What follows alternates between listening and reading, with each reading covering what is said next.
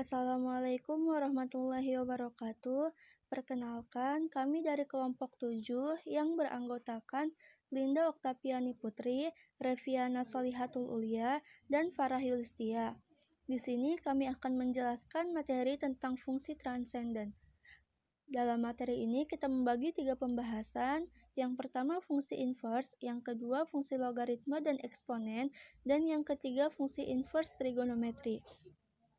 Tujuan pembelajaran pada materi ini ialah yang pertama, mahasiswa mampu menentukan inverse suatu fungsi, jika inverse-nya ada. Yang kedua, mahasiswa mampu menentukan daerah asal, daerah nilai turunan, grafik, dan integral untuk fungsi eksponen dan logaritma natural. Yang ketiga, mahasiswa dapat menghitung turunan dan limit fungsi berpangkat fungsi. Dan yang keempat, mahasiswa mampu menentukan daerah asal, daerah nilai turunan, grafik, dan integral untuk fungsi eksponen dan logaritma umum. Yang pertama, fungsi inverse. Suatu fungsi f mengambil suatu nilai x dari daerah asalnya d, dan memadankannya dengan nilai tunggal y dari daerah r. Kalau kita beruntung, seperti halnya dengan dua fungsi yang grafiknya ada pada gambar 1 dan gambar 2. Kita dapat membalikkan f, yakni untuk sesuatu nilai y dalam r yang diberikan. Kita dapat secara pasti kembali dan mendapatkan nilai x di mana dia berasal. Fungsi ini yang mengambil y dan memadankan dengan x, dinyatakan oleh f pangkat min 1, bahwa daerah asal f pangkat min 1 adalah r, dan daerah hasilnya adalah d. Fungsi inverse atau fungsi kebalikan f, atau cukup f inverse menggunakan superskrip min 1 dalam suatu cara baru. Lambang f pangkat min 1 bukan berarti 1 per f. Untuk lebih jelasnya, bisa kita lihat pada gambar 1 dan gambar 2. Keberadaan fungsi inverse.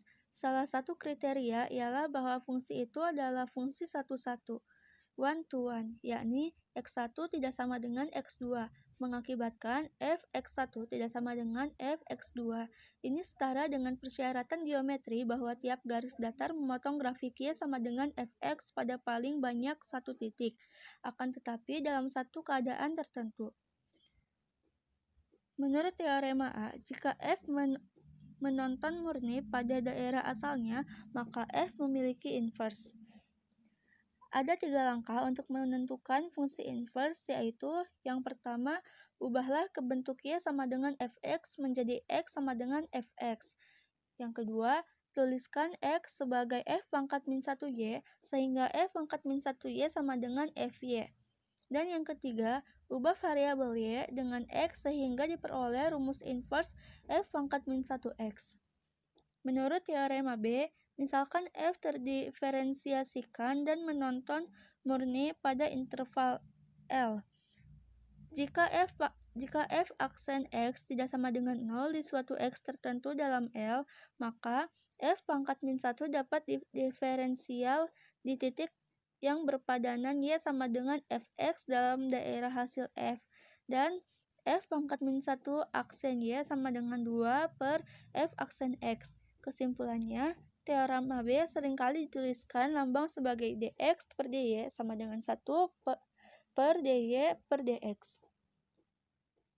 Contohnya, perlihatkan bahwa fx sama dengan 2x plus 6 memiliki inverse. Cari inverse rumus untuk f pangkat min 1y dan periksa kebenaran hasil-hasil dalam kotak di atas. Penyelesaiannya, oleh karena f pangkat min 1y kita pecahkan y sama dengan 2x plus 6 untuk x yang memberikan x sama dengan y min 6 per 2 sama dengan f pangkat min 1y. Akhirnya perhatikan bahwa f pangkat min 1 fx sama dengan f pangkat min 1 2x plus 6 sama dengan 2x plus 6 min 6 per 2 sama dengan x. Dan f pangkat min 1 fy sama dengan f y min 6 per 2 sama dengan 2 y min 6 per min 2 plus 6 sama dengan y.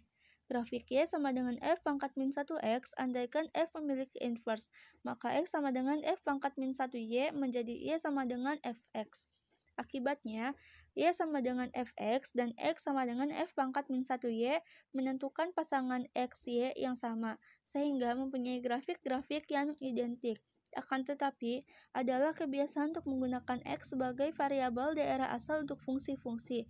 Perhatikan bahwa kita telah menukar peranan X dan Y, bahwa menukar peranan X dan Y pada grafik adalah mencerminkan grafik terhadap garis Y plus X, jadi grafik Y sama dengan F pangkat min 1X adalah gambar cerminan grafik Y sama dengan Fx terhadap garis Y sama dengan X.